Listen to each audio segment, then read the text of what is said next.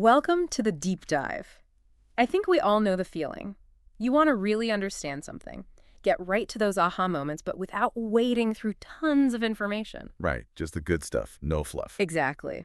Today we're doing just that with something essential for your own career, but also really any successful business, employee training. And you've actually given us a fantastic jumping off point for this deep dive. It's an overview on employee training, but one designed for GCSE business students. That's right. But our mission, to go way beyond the basics. We want to uncover the real meat of this topic, what employee training really is, why it's absolutely vital for both individuals and businesses, not just one or the other. And we'll look at all the different ways training can be delivered, the costs involved, of course, but more importantly, the real benefits. We also want to equip you to think about choosing the right methods for specific situations, and maybe the most crucial part, figuring out if the investment is actually paying off. It's like a crash course, really, on understanding not just the fundamentals of employee training, but also the nuances, the stuff that really makes a difference. All right, so let's start right at the beginning. When we talk about employee training, what are we actually talking about? What does this look like in practice? Well, at its core, employee training is really about all those planned activities a business does to give you, the employee, new skills, or to improve the ones you already have. Right, like taking you from good to great. Exactly. Or it might be giving you knowledge that you need to do your job effectively. Yeah. A formal, structured process with the goal of actually measurably improving your performance in whatever role you're in. So it's not just crossing your fingers and hoping people learn as they go. Nope, not at all. This is a deliberate strategy. Could be anything from guiding a brand new team member through their first tasks and company policies. Like where the coffee machine is. Yeah, maybe that too. But also things like bringing more experienced professionals up to speed on the latest technologies or maybe revised ways of working. The big picture goal is to make sure everyone in the company has the skills and knowledge they need to really contribute. The source material actually used a sports team analogy, which I thought was pretty fitting. It's like athletes constantly train and practice to stay at peak performance. Ooh, I like that. A perfect comparison. Just like athletes have these rigorous training regimes to up their game, employees need that same kind of structured development to stay at their best. And it's not just for newbies either. Right, it's not a one-time thing. Exactly. Yeah. Businesses are constantly changing, right? They're adopting new technologies, facing new market conditions. So even seasoned employees need to learn new tricks. All the time. That's why this has to be a continuous process. Everyone's learning and growing, individuals and the organization as a whole, so they can evolve together. And that makes sense for the business, right? To keep up, to stay competitive. But what about for the individual employee? What's in it for them? That's a great question. From the employee's perspective, training can really boost your confidence because you're gaining new skills, right? You understand your job better. So you can really shine. Exactly. And when you're competent, you're more likely to get promoted, to take on leadership roles. That sense of progress, of actually mastering something, that's what drives job satisfaction. And then you're more committed to your work, you're more likely to stay. And the source material mentioned something I thought was interesting. They said training in things like time management can actually lead to a better work-life balance. That's a really important point. If you're more efficient, you're more in control of your workload, so it can absolutely spill over into your personal life. Makes sense. And in a world where everything's changing so fast, it's got to be valuable to stay current. Absolutely. Continuous learning helps you keep up with the latest trends, the newest best practices in your industry. That increases your value as a professional, full stop. So you become more marketable. And if a company is investing in your development, that's going to make you feel pretty good. Right. It sends a strong message. They value you. They're committed to your growth. That can make a huge difference in your loyalty and your engagement in the long run. So you've got confidence building, career growth, potentially a better work-life balance, and feeling valued. That's a pretty compelling case for why an employee should care about training. Now flip it around. What about for businesses?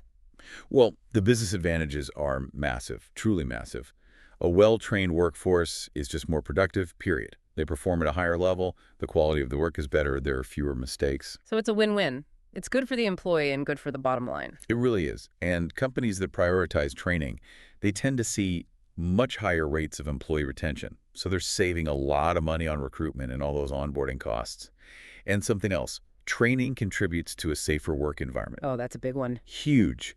Fewer workplace accidents means lower insurance costs, fewer legal issues. You're not just fixing existing skill gaps, you're building a workforce that's more adaptable, more agile. And in today's environment, that's got to be a major It advantage. is. It's like gold for long-term sustainability. So we've got fewer errors, more engaged employees who stick around longer, a safer workplace, and greater adaptability. That's hitting all the high notes for any business owner. And there's more. A company that's known for investing in its people. They have a stronger employer brand. So they can attract better talent. Absolutely. It's a huge draw. And you're also cultivating a more engaged and enthusiastic workforce, which builds a more positive and collaborative culture. That's good for everyone. It is. And by nurturing talent internally, companies can develop future leaders from within. We all know how fast the world is changing, so training is key to adapting to new technologies, to staying ahead of the curve. Keeps them competitive. Absolutely. So you've got enhanced efficiency, improved quality, more loyal employees. It all adds up to greater profitability. And our source mentions one more interesting benefit. Oh yeah, strategically upskilling your existing workforce can actually reduce the need to hire expensive outside specialists for very niche roles. Saves a lot of money. It's like, why go outside when the talent's already there? Exactly. It's just a matter of developing it. Okay, so we've covered the why of training. It's a win-win all around. Now let's get into the how. How do businesses actually deliver training? What are the main types we should be aware of? Great question. There are a few basic approaches. The one that usually kicks things off, especially for new employees, is induction training. Sometimes you'll hear it called onboarding or orientation. It's all about that initial phase of bringing someone into the fold. Those first few days or maybe even weeks, new faces, figuring out the company culture, all the basic stuff. You got it. The goal is to introduce the employee to their specific role, to the wider organization, its culture, the policies, and the procedures. Make them feel welcome, supported, and confident as they take on their new responsibilities. So it's setting that foundation. Right. It's giving them the information they need to succeed. Usually this covers things like the company history, their mission and values, how the organization is structured, basic policies like dress code, working hours, and then getting into the specifics of their job, what's expected of them. The nitty-gritty. Exactly. Also important things like safety regulations, any compliance requirements they need to know, and of course, introductions to their team, key people they'll be working with. So it's about understanding how everything fits together and getting comfortable in that new environment. Exactly. This first impression is crucial. It really impacts how well they integrate into the team and their commitment to the company in the long run. It can make or break their experience. And the source material points out an interesting trend. There's a growing use of online platforms for induction training, especially in recent years. Makes sense. It's scalable, accessible, and probably more engaging with interactive modules and all that. Right. Keeps it fresh. So that's induction training in a nutshell. Now let's move on to another important type, on-the-job training, often shortened to OJT. As the name suggests, that's learning by doing. Exactly. It's all about learning in the actual workplace, hands-on experience, usually with guidance from more experienced colleagues or supervisors. So maybe shadowing a senior team member, having a mentor guide you through specific tasks. Perfect examples. You might also see job rotation programs where you move between different roles to get a broader understanding of the business. Rounding out those skills. Absolutely. And then there are formal apprenticeships, which blend practical experience with more structured theoretical learning. Kind of the best of both worlds. It can be. The source also mentions the value of involving trainees in committee assignments. That's a great way to learn by contributing to real problem solving. So they get that real-world experience. Now, what are the pluses and minuses of this hands-on approach? Well, it's usually very cost-effective. You're using existing resources and infrastructure. And because the learning happens in the actual work environment, the skills are directly applicable. Makes sense. It also encourages teamwork and collaboration, provides instant feedback, and trainees are using the actual tools and equipment they'll be working with. So very practical. Very. And often, it can be done without taking people away from their work, which saves time and money. Plus, because they're applying what they learn immediately, it can lead to higher job satisfaction. Sounds like a pretty good deal. Any downsides? There are some things to keep in mind. The quality of the training really depends on the trainer. If they're not good at teaching, it's not going to be effective. Right. You need someone who can explain things clearly, who's patient. Exactly. And there's always the risk of bad habits being passed on. The trainer might be doing things in a way that's not the most efficient, and the trainee picks that up. Oh, that's interesting. So the trainer's skills are crucial. Absolutely. Yeah. And it can sometimes disrupt the regular workflow. Other team members might have to pick up the slack while someone's being trained. Slows things down. It can. Also, sometimes on-the-job training is a bit light on theory. It's all about the practical, which isn't always a bad thing, but it's something to consider. And because it's often squeezed in around other work, the delivery can be inconsistent. Depends on how busy everyone is. Right. And it might be rushed, which means the trainee doesn't get everything they need.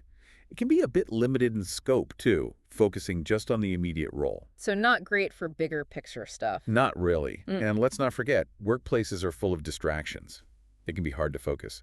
Plus, in some situations, especially those involving machinery or safety protocols, inadequate on-the-job training can be risky. Safety's got to come first. Always. The source really emphasizes that the trainer's skills and dedication are make or break. They need to be able to teach, and they need to be committed to doing it well. Otherwise, it's a waste of time for everyone. Exactly. And businesses need to find that balance between training activities and keeping things running smoothly. Right. You can't have one completely overshadowing the other. Now, what about when a business wants a more formal approach to training? Maybe something with a stronger theoretical foundation. Then we're talking about off-the-job training.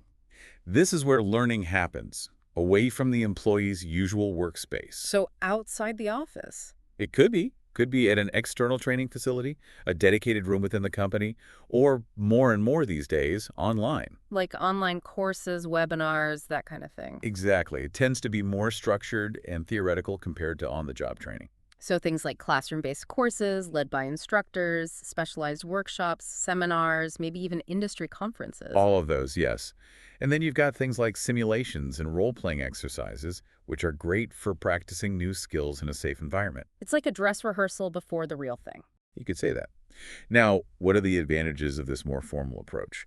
Well, for one thing, it usually provides a dedicated learning environment away from all the distractions of the workplace. So you can really focus. Exactly. And you're often learning from experts, people who are specialists in their field. Plus, there's the opportunity to network, to connect with other professionals in your industry. Build those relationships. It's invaluable. And sometimes bringing in new ideas from outside the company can really shake things up in a good way. For the employee, it can be motivating. It's a break from the routine, a chance to learn something new, and maybe even feels like a reward. It's like the company's investing in me. Exactly. And it can often lead to formal qualifications, certificates, which are always good to have on your resume. Plus, you're exposed to the latest trends and research in your field. So you're staying ahead of the curve. Exactly. Now, of course, there are potential downsides, too. It can be expensive. You've got course fees, travel expenses, maybe the cost of hiring external trainers or renting facilities. Those costs can add up. They can. And while employees are off getting trained, they're not doing their regular work, which can impact productivity in the short term. There's also the risk that what they learn won't be directly applicable to their day-to-day tasks. It What? can happen. So it's like they've learned all this great stuff, but can't actually use it. It's a risk, for sure. And while it's not common, there's always the chance an employee might take their new skills and go work somewhere else. Ouch, that's gotta sting. It can. Logistically, it can be a bit of a headache, organizing off-the-job training. And sometimes it's hard to measure the return on investment. Like, did it actually improve their performance back on the job? That's tricky to measure sometimes. It can be. And let's not forget, motivation levels can vary. Some people are excited about training, others not so much. Depends on the individual. Absolutely. The source points out, rightly so, that the financial investment can be significant. So businesses really need to make sure the training is relevant to their needs. Otherwise, it's money down the drain. It is. But they also highlight some of the less tangible benefits. It can be a nice break from the routine, a chance to learn in a new environment, to meet new people. Shake things up a bit. Exactly. Earlier, we talked about the benefits for both employees and businesses. Now that we've looked at the different methods, can we go back to those benefits and maybe see how they connect to different approaches? Absolutely. Let's start with the employee. No matter how they're being trained, the main benefits are the same. They're learning new skills, they're getting better at what they do, and that helps them perform their job more effectively. Makes them more valuable. Right. And that leads to greater motivation, a stronger sense of engagement. They see a path to advancement, they're more satisfied with their work, and that often translates into a higher salary, greater job security. So it's a virtuous cycle. You could say that. Now, for the business, all these different approaches ultimately contribute to their success in different ways. It might be the practical skills gained through on-the-job training that lead to immediate productivity gains, or maybe it's the broader strategic thinking developed through off-the-job programs. But the end goal is the same. Right. A stronger bottom line, more efficient operations, higher quality work, fewer errors. That's what every business wants. And when employees feel valued because the company's investing in their development, they're more likely to stay. Which saves the company a ton of money on recruiting and hiring. It does. And training can help to create a culture of innovation, to develop better problem-solving skills within the team. Thinking outside the box. Right. And then you've got things like improved customer service, a stronger company culture, increased profitability, you're more adaptable to changes in technology in the market, you're reducing risks, and you're strengthening your competitive position. That's a lot of wins. It is. And they're all interconnected. They all stem from a workforce that's well-trained and constantly developing. We also touched on the costs involved. Can we break those down a bit more, maybe look at how they relate to the different methods? Sure. For businesses, the direct costs are usually more obvious with off-the-job training. You've got things like course fees, the cost of hiring external trainers or consultants, learning materials, travel, accommodation if the training's off-site. And if you're using an external facility, that's another cost. It all adds up. It does. With on-the-job training, the direct costs are often lower. It's mainly the trainer's time and any resources they need. So it's more about internal resources. Exactly. Now, there are also indirect costs, and those can be a bit trickier to pin down. The hidden costs. Right. The biggest one, regardless of the method, is lost productivity. While employees are being trained, they're not doing their regular work. So someone has to pick up the slack. Exactly. And if it's an experienced employee doing the training, their own productivity takes a hit. Then there's the administrative overhead. Someone has to plan and organize all this training, which takes time and resources. Is behind-the-scenes work. Exactly. And if the training isn't effective, that can lead to more errors, lower quality work, which costs the company money. So it's got to be done right. Absolutely. Yeah. And as we mentioned before, there's always the risk that an employee might leave after receiving training, taking that investment with them. It's a gamble. It can be. So businesses have to carefully weigh those costs, both direct and indirect, against the potential benefits. Now, this seems like a key point. How do businesses decide which training methods are right for them? It's obviously not one size fits all. Absolutely not. It's all about making strategic choices to maximize your investment. And the first thing to consider is the job itself. Is it very practical, hands-on? Or is it more theoretical, requiring a deep understanding of concepts? So different skills, different approaches. Exactly. If it's a hands-on role, on-the-job training often makes the most sense. Yeah. If it's more theoretical, maybe a formal off-the-job program is better. Then there's the number of employees who need the training. Large group versus individual needs. Right. If you've got a large group, something like online courses or classroom sessions might be more efficient. If it's just a few people, maybe personalized coaching is the way to go. And let's not forget the budget. Of course. That always plays a role. On-the-job training tends to be more budget-friendly because you're not paying for external courses or travel. But if you need training fast, on-the-job can be implemented much more quickly. So urgency is a factor. Definitely. And businesses need to be clear about what they're trying to achieve with the training. What specific skills or knowledge are they lacking? Some things are best learned by doing, others require more formal instruction. Different strokes for different folks. Absolutely. Now, if the company has internal expertise, that could be a huge asset. If you've got experienced employees who are also good at teaching and mentoring, on-the-job training becomes even more attractive. Saves money and leverages existing talent. Exactly. And it's worth thinking about how people learn best. Some are visual learners, others prefer hands-on, and so on. Tailoring the training method to those preferences can really improve the outcome. Get more bang for your buck. And lastly, you always have to consider legal and regulatory requirements.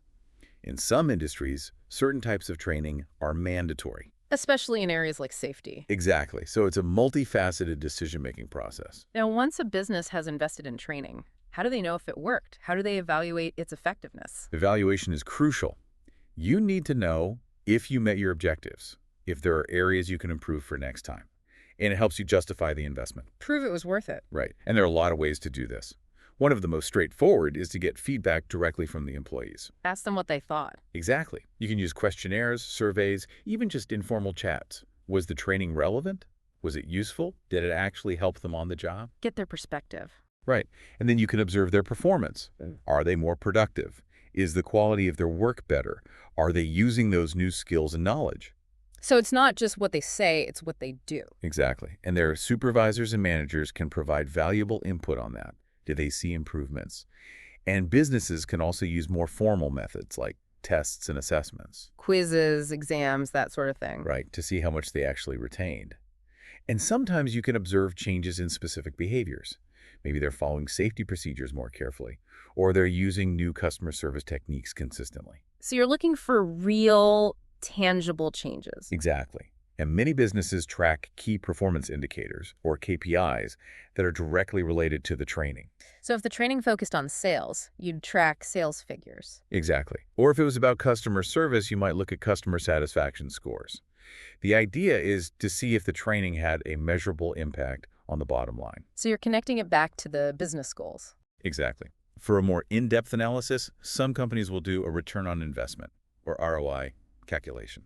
So you're comparing the costs of the training to the financial benefits it produced. That's it. And for online training, you can track things like completion rates and how engaged people were with the content. And if it's safety training, you want to see a reduction in accidents. It's all about measuring the impact. Exactly. It's about knowing what to measure and then using that data to make better decisions about future training. Okay, that's a whole toolbox for evaluating training effectiveness. Now, our source material also had a really helpful FAQ section, which I think would be good to go over. It's a good way to solidify our understanding. So let's start with a basic one. What's the difference between training and development? That's a good one to clarify. Think of it this way. Training is more immediate, short-term. It's about giving you the skills and knowledge you need to do your job right now, like preparing for a specific game. Okay, so it's very targeted. It is.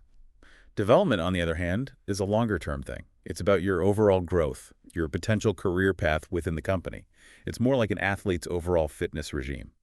So it's about building a foundation for the future. Exactly. And why is induction training so important for new employees? Oh, it's absolutely crucial. It's all about helping them settle in quickly, feel comfortable and supported, understand their job and the company culture. The faster they get up to speed, the faster they can start contributing. And the more likely they are to stay. Absolutely. It's about creating a positive first impression and making them feel like they belong. We've talked about examples, but just to be clear, what are some common types of on-the-job training? Sure. Shadowing experienced colleagues, getting coaching and mentoring from senior staff, job rotation programs, and apprenticeships. So hands-on practical experience. Exactly. And quickly, what are the main pros and cons of off-the-job training? On the plus side, you usually have a quiet learning environment, expert trainers, you're exposed to new ideas, and you get to network with other professionals. Sounds pretty good. It can be, but it can also be expensive. The content might not be directly relevant to your job, and you're away from your work while you're doing it. So there are trade-offs. Always. How does training and development help an employee's career in the long run? By continuously learning new things, employees become more skilled and knowledgeable. That makes them better at their current job, but it also prepares them for future challenges and opportunities. So it's about staying ahead of the game. Right. And that can lead to promotions, better pay, greater job satisfaction, and just overall better career prospects. More doors open. Exactly. Now, why do businesses invest in training? What's the motivation? They want a workforce that's skilled and productive, that makes fewer mistakes, that provides better customer service. They want to keep their employees happy so they don't leave. And ultimately, they want to be more efficient, produce higher quality work, and make more money. It's all about the bottom line. In the end, yes. But it's also about creating a positive and successful work environment for everyone. What costs do businesses need to consider when they're thinking about training? Well, there are the direct costs like course fees, trainer salaries, materials, travel expenses. It's obvious ones. Right. And then there are the indirect costs, like lost productivity while employees are being trained. Those can be harder to quantify. They can, but they're just as important to consider. And lastly, how do businesses know if their training is actually working? They use a variety of methods. They get feedback from employees, they observe their performance, they might give them tests, they look at key business results, and they get input from supervisors and managers. So it's a holistic approach. It is. It's about looking at the big picture and making sure the training is actually making a difference. Okay, so we've done a pretty deep dive on employee training today. What would you say is the key takeaway for our listeners? I think the main message is that employee training is a really smart investment. It benefits everyone. The employee gets new skills, more knowledge, greater job satisfaction, and the business gets a more capable, engaged, and loyal workforce. So it's a win-win. Absolutely. When it's done right, that is. Right. Employees can thrive and reach their potential, and businesses can achieve their goals. But it all hinges on choosing the right methods, the ones that actually meet their needs. And then you have to constantly evaluate, make sure it's working. It's an ongoing process, for sure. Now, thinking about everything we've talked about and how fast the world is changing, how technology is evolving, and how industries are constantly adapting, it makes me wonder, how is employee training going to evolve? That's the million-dollar question. Right. How do we make sure it stays relevant, that it keeps delivering results for both individuals and organizations? It's definitely something we need to keep thinking about, keep innovating. Well, thank you for joining us on this deep dive. It's been a fascinating conversation. My pleasure. Always great to explore these important topics.